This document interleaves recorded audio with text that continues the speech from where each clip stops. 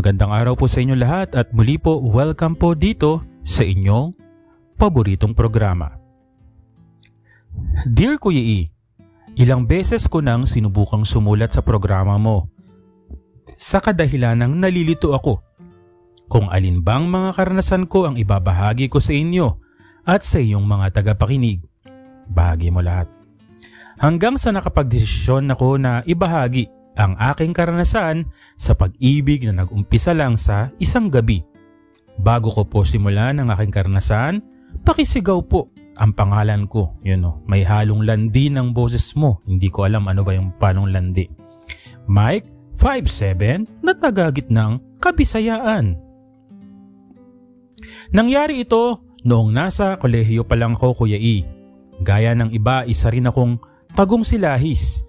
Isang araw na ikwento ng kaklase ko na may isang internet cafe daw sa syudad na magkaharap ang mga personal computer at gawa sa clear glass ang magkabilang dingding ng cubicle na makikita mo ang mga naglalaro ng kung ano-ano.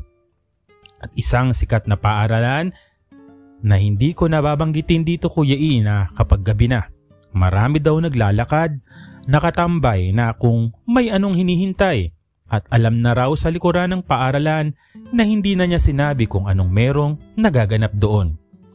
Sa kanyang mga kwento, Kuya E, naging curious ako na di ko malimut-limutan na gusto kong puntahan. Kaya Kuya E, para mapanatag ako, hinanap ko at pinuntahan ko ang internet cafe na sinasabi ng kaklase ko. Nagtanong-tanong ako sa mga kalapit tindahan sa syudad at yun nga, Kuya E, nakita ko na ang internet cafe na nasa ikalawang palapag na medyo tago. Pagpasok ko, Kuya E, napansin ko agad puro lalaki ang customer at medyo puno at may bakanting PC o computer. Medyo mahal ang bayad, Kuya E, na ibang-iba sa ibang internet cafe.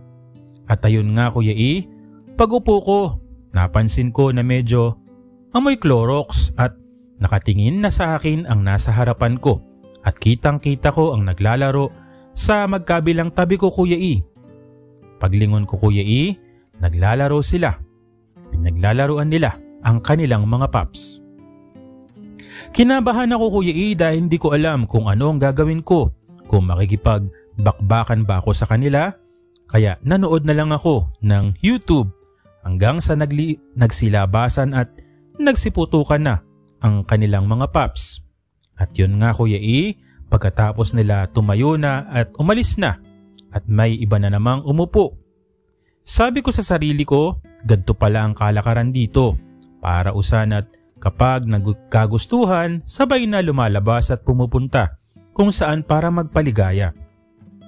Napansin ko, Kuya E, na nakatingin sa akin ang nasa harapan ko. Guwapo at naka-uniform pa ito na galing pa sa isang sikat na paaralan dito sa gitnang Kabisayaan. Inaakit niya ako, Kuya E. Naakit ka naman. Nakahawak sa kanyang paps. Kinabahan ako, Kuya E. Sabi ko sa sarili ko, hahayaan ko na lang siya at papanoorin ko lang siya sa kung ano pa ang kanyang gagawin. At yun nga, Kuya E, inilabas niya ang kanyang naguhumindik na dragon. Dragon talaga, maapoy ah. Nawari mo'y gusto kang suwagin sa kinaupuan mo. Ano yun? Kalabaw? Pero hindi ako nagpadala, Kuya E, kasi nga natakot ako at lumabas na. Sa pagsapit ng gabi, Kuya E, pinuntahan ko ang paaralan na naikwento rin ng kaklase ko. At totoo nga, Kuya E, may mga naglalakad pabalik-balik, nakatambay na huwari ay may hinihintay. Andun lang ako sa tabi, nakamasid sa mga mangyayari at naalala ko. Sa sinabi niya sa likuran daw ng paaralan, doon daw may ganap. Ayun, may tanong may tanong question mark ba talaga to? May ganap? Kaya pinuntahan ko, Kuya E. Madilim at may liwanag sa poste at maraming nakatambay sa may parte ng dilim. Oy, mali na to. Hindi siguro to question mark, no? Ano lang.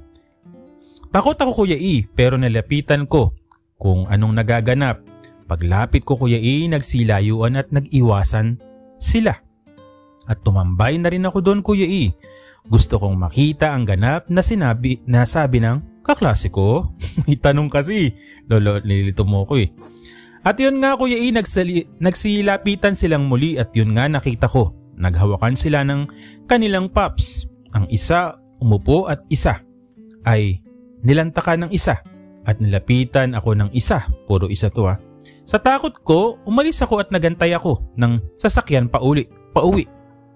Takot talaga. At habang naghihintay ako Kuya E, may isang lalaki na nakatayo at nagkatinginan kami. Chinito, maputi at mas matangkad siya sa akin. Lumapit siya sa akin at nag-usap kami. Pareho kami ng tanong, anong ginagawa mo dito? Ganon din ang tanong niya sa akin. Sabi ko, pauwi na, galing ako sa kapatid ko. Sinungaling. At sabi niya, pauwi na rin daw siya. So ayun nga, naglakad-lakad kami Kuya E hanggang sa may nakita kaming iskinita na may upuan na medyo madilim. Nagkwentuhan kami Kuya E hanggang sa bigla na lang niyang hinila ang kamay ko at pinasok niya sa pops niya. Laking gulat ko Kuya E na paghawak ko sa kanyang pops, napakalaki nun. Inilabas ko iyon Kuya E kasi gusto kong makita at yun nga, napakalaki nga nito. At hindi ko namamalayan na dahan-dahan niyang hinahawakan ang ulo ko pababa, papunta sa kanyang nagagalit na pops. Gaya ng iba, nilantakan ko rin yun Kuya E. Dilasap ang naguhumindig na pops. At ganun din siya Kuya E. Hindi rin nagpahuli. Dinukot niya rin ang aking pops at nilantakan rin niya. Hanggang sasabay kaming nagpasabog ng aming mga bulkan. Kuya E, pagkatapos sabi ko, uuwi na ako. At sabi niya, pwede bang hingi ng number mo? At yun nga Kuya E, nagpalitan kami ng number at umuwi na. Sabi ko sa sarili ko Kuya E, nakakatakot, nakakaba, pero may sarap sa huli. Isang araw nang text sa akin si Chinito Kuya E at inimbitahan niya ako na kumain sa labas. Ba't di kayo pumasok? Hindi ko in-expect yun Kuya E kasi kinalimutan ko na siya at ang nangyari sa amin ng gabing yun. Ngunit ito, nag-text siya at nag-imbita pa nga. So nakipagkita ako sa kanya Kuya E at mas nagustuhan ko siya kasi gusto ko ang mga chinito.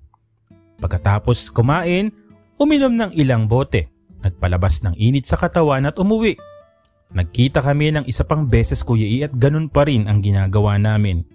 Hanggang sa wala na kaming contact sa isa't isa, busy na ako sa school noon kasi magte-third year college na ako at siya rin, busy na rin sa life niya.